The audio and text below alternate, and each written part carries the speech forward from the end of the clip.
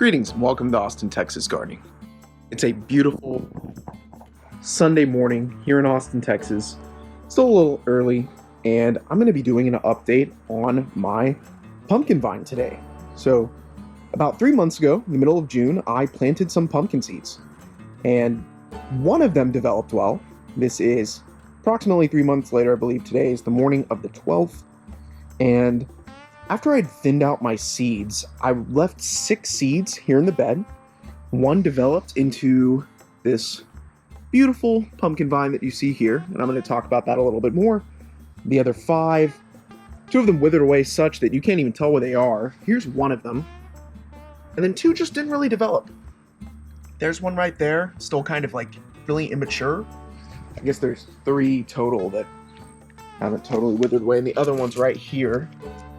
It's a small little vine, but there's no flowers on it. It's not really doing anything. I don't know what causes these vines to wither or develop larger like this one has. I've been told there are vine-boring insects and all sorts of other issues that can cause problems, but this is what we're left with today. And I have seen some ants on this vine, but it seems like it is doing great. These flowers it has here like to bloom to face the sun in the morning, and it kind of appears to me that these flowers are where our pumpkins will be developing in the next couple of months. So all in all, this vine is probably about 6 feet long at this point. Again, it's been 3 months, and I can see our first bulbs forming of our pumpkins. Check that out. Very cool.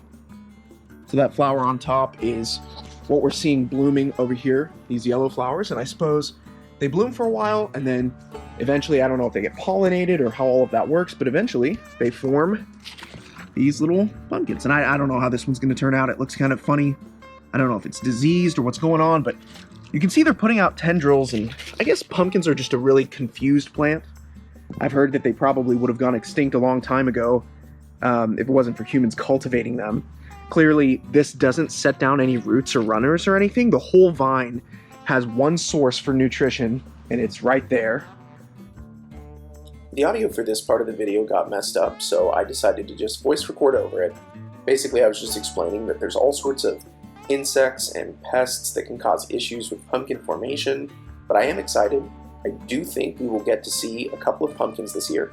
As I've stated in a couple of previous videos, my wife and I are selling our house and moving, and we probably won't be moved out until right after Halloween, so we should get to see some of these pumpkins form, but I will keep doing a couple of updates over the next 4 to 6 weeks, and stay tuned. Hopefully we get a couple of pumpkins this year.